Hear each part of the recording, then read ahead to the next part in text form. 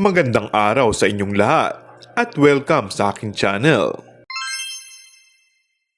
Nag-last day taping na ang aktor na si Makoy De Leon sa FPJ's Batang Quiapo.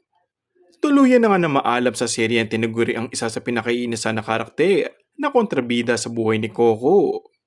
Natapos na kasi ang pagpapanggap nito bilang si Tanggol.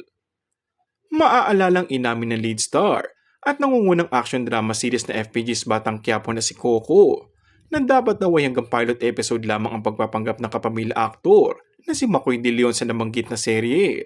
Subalit na-extend ito ng na-extend dahil din sa husay niya sa pag-arte bilang si David.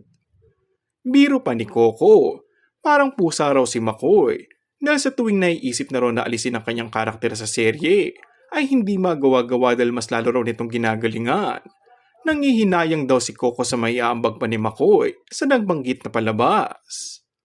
Samantala, sinabi naman ni Makoy na grateful siya kay Coco at sa Batang Quiapo dahil nailabas ang husay niya sa pagiging kontrabida.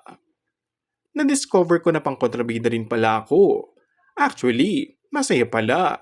Ngayon ko na lang naramdaman ulit from Love Team sa ad ni Makoy. Hiling naman nito na sana daw ay muli niya makasama si Coco sa ibang proyekto kung mabibigyan ng pagkakataon.